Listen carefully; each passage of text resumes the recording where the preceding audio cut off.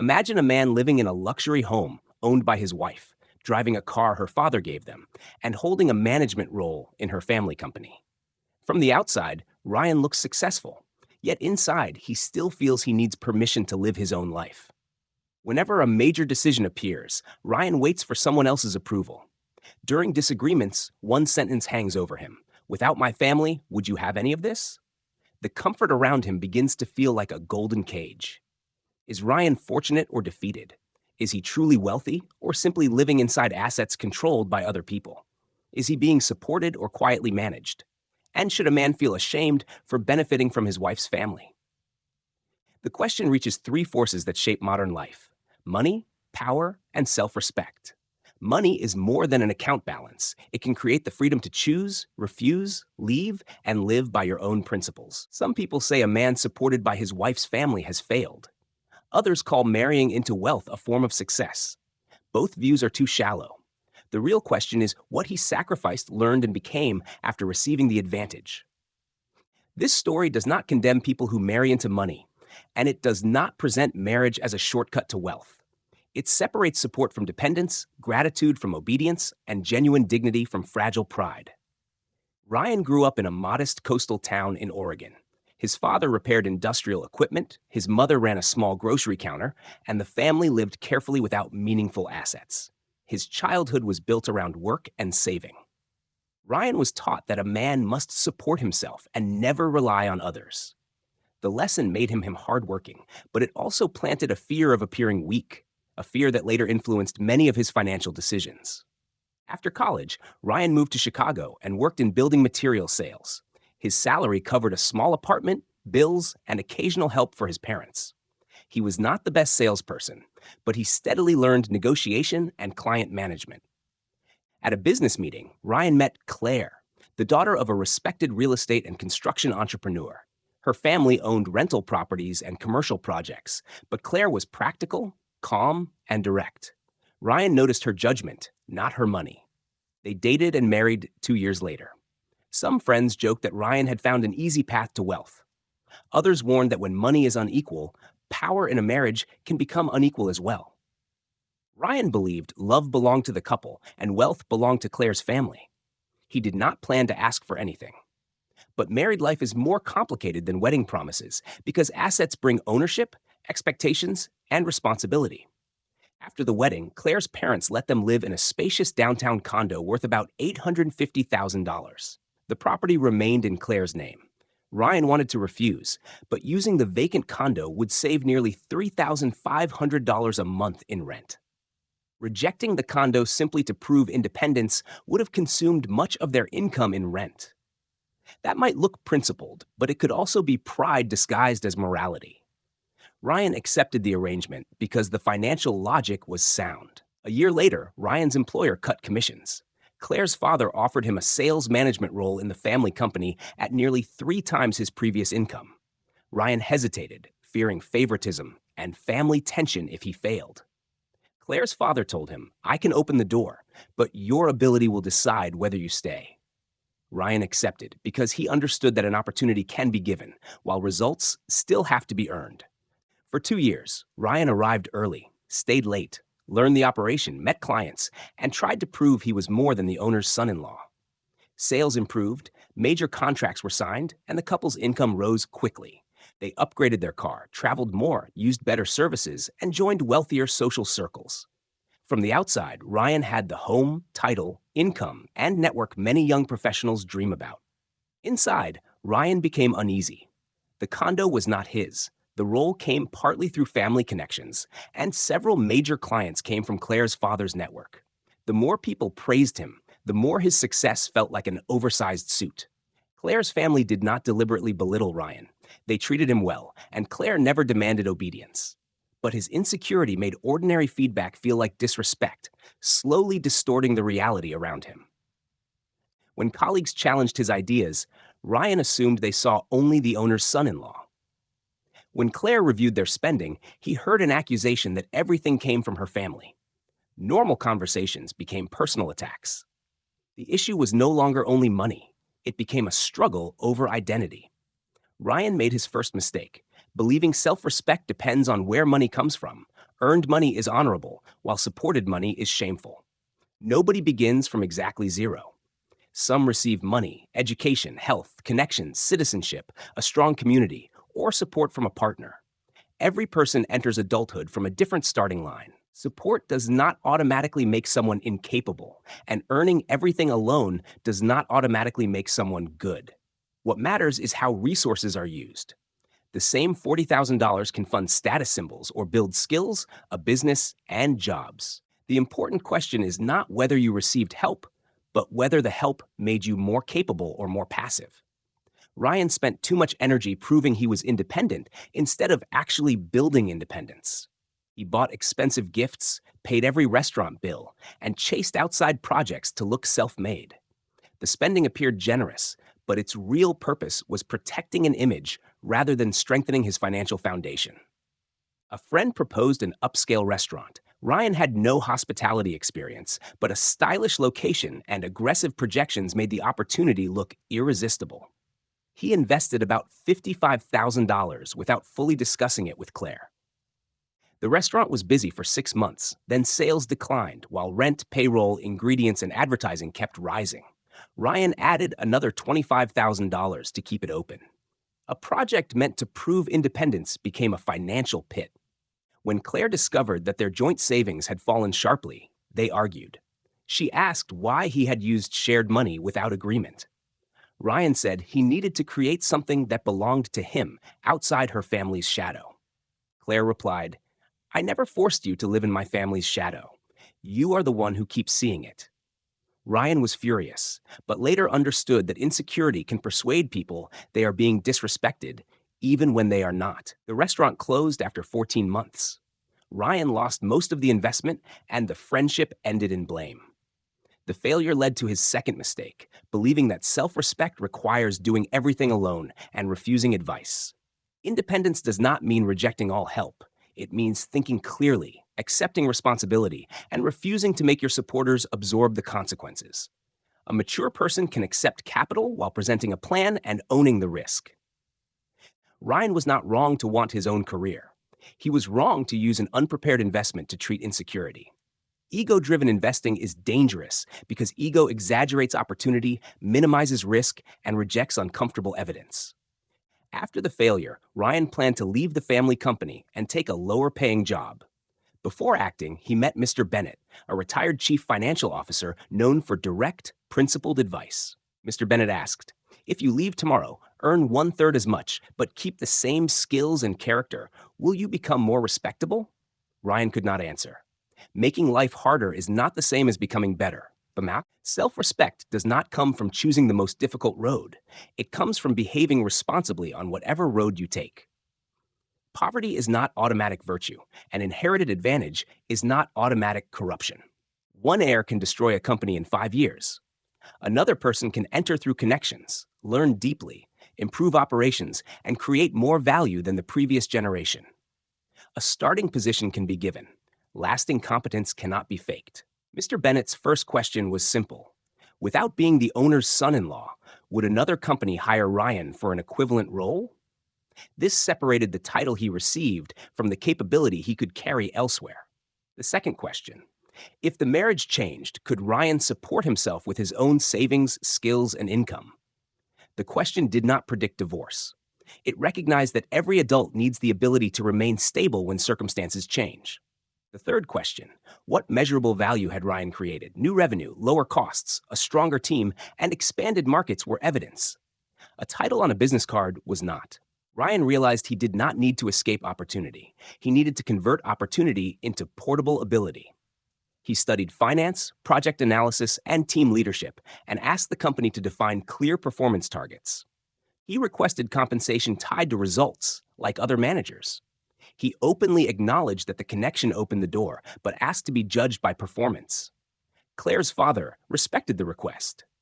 Over the next several years, Ryan built a new sales team, entered neighboring markets, and reduced dependence on a few large clients. He stopped claiming he did everything alone and documented the value created by the team. Healthy confidence does not require denying help. A secure person can say, "Yes, I received support, and this is what I built with it." Insecure people either hide support to look self-made or use support as an excuse to stop growing. Most success combines individual effort with collective resources. Family, partners, colleagues, investors, customers, and society all contribute. Recognizing that reality does not reduce personal value, it increases honesty and responsibility. The third mistake is treating marriage as a financial strategy. Online advice often tells people to marry wealth.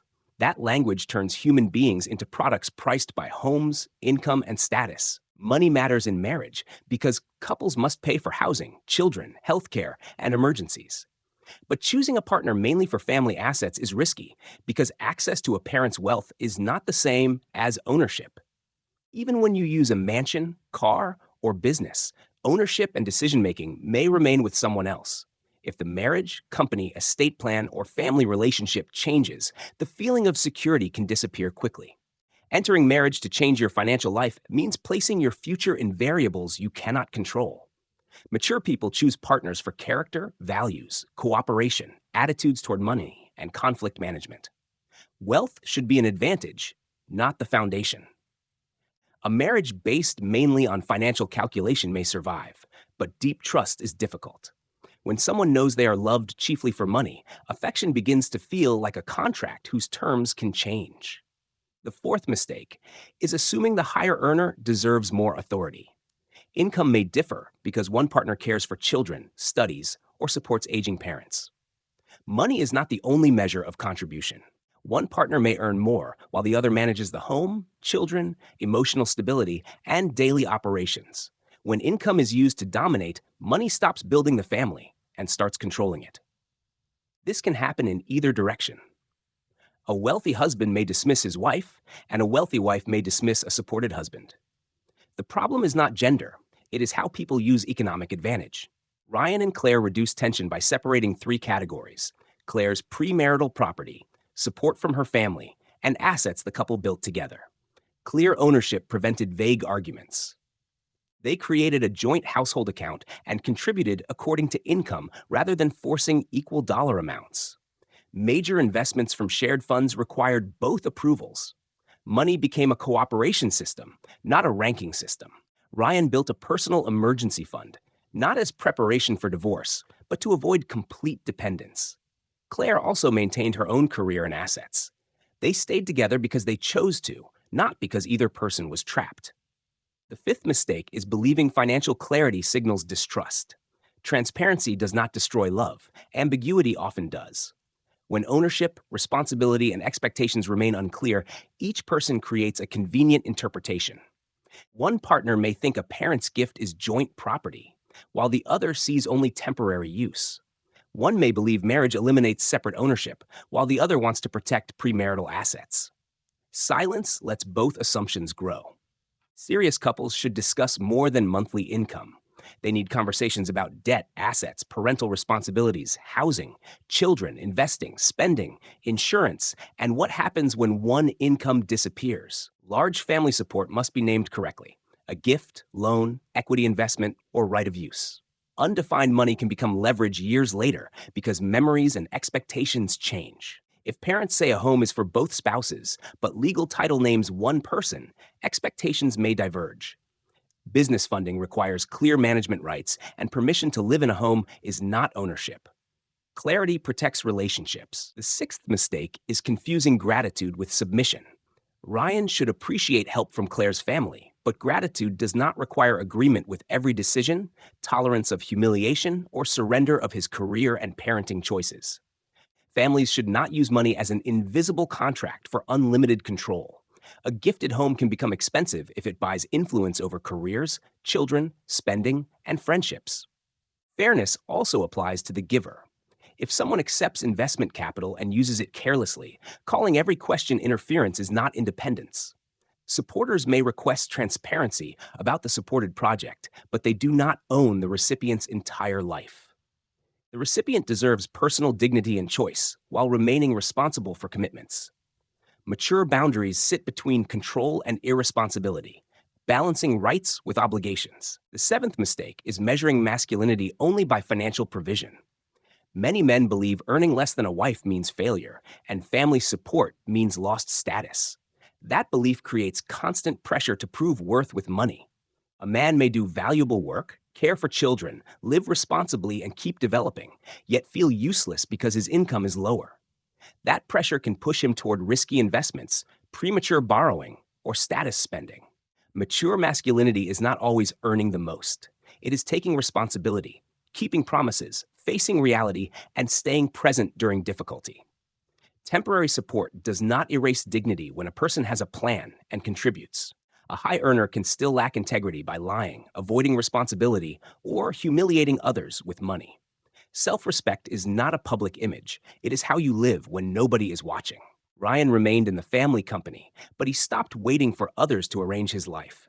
He built portable skills, maintained personal investments and emergency savings, and documented ownership of joint assets. Ryan also stopped hiding the fact that Claire's family had helped him. When friends called him lucky, he calmly answered, "Yes, I was fortunate. Luck opened the door. I remain responsible for what I do after entering." Confidence does not require denying advantage. Is wealth through a spouse's family automatically shameful? No. Support from a partner's family can be no different from support from your own family when the relationship is transparent and cooperative. The danger is not receiving support. It is treating someone else's wealth as your achievement, consuming without creating value, avoiding responsibility, and trading dignity for privilege. A supported person who learns, works, shows gratitude, and builds independence is not automatically a freeloader. Someone who receives nothing but remains lazy, dishonest, and resentful is not automatically admirable. Principle 1. Never turn marriage into a wealth plan. Marry because two people can build a life together, not because one person owns assets the other wants to access. Principle 2. Correctly name every source of money: gift, loan, investment, separate property, or joint property. Large transfers need clear agreement and appropriate documents. Principle 3. Do not use family support to purchase an image. Upgrading cars, clothing, homes, and vacations can make you look wealthier while quietly making your finances more fragile. Prioritize emergency savings, skills, income-producing assets, and earning ability. An expensive car shows that you live well today. Valuable capability helps you continue living well when the car is gone. Principle 4. Build personal options. You do not have to leave the family business, but you should know what you could do elsewhere. Develop transferable skills, your own network, savings, and independent income. Choice is a foundation of self-respect. Staying because you want to stay is a decision. Staying because you have no alternative is dependence. The same job can create two completely different lives. Principle 5. Do not prove yourself through reckless decisions. Supported people sometimes rush into businesses, debt, or unverified opportunities because the hidden goal is protecting ego rather than earning a return. Be cautious whenever a decision begins with, "I will show them." A bad plan does not improve because pride fuels it. Sound financial choices rely on data, ability, safety margins, and survivable downside. Principle 6. Respect your partner without diminishing yourself. If your wife has strong ability, assets, or family support, treat it as a shared advantage rather than a threat. Cooperation is stronger than competition. The wife must also respect her husband's contribution, effort, and dignity. Equality does not require identical salaries.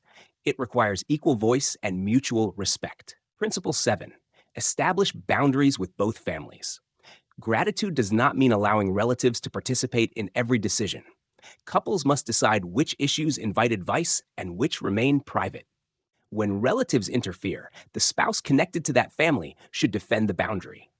Claire should address her parents, and Ryan should address his. Do not leave your partner alone against your own family. Principle 8. Measure the value you create.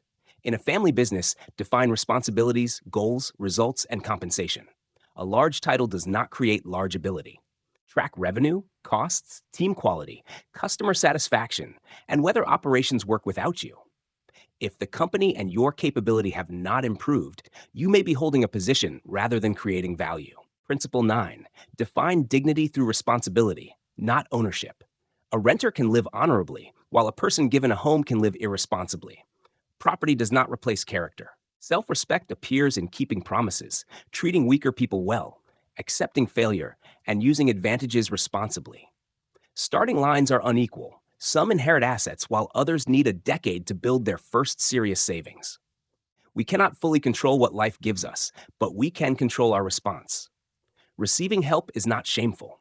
Refusing to grow because support makes life comfortable is the real danger. You may enter through a door someone else opened, but afterward, you must learn to stand on your own. A family bridge can help you cross. It is not the final destination. Money can provide a home but not belonging, a title but not leadership, and politeness but not lasting respect.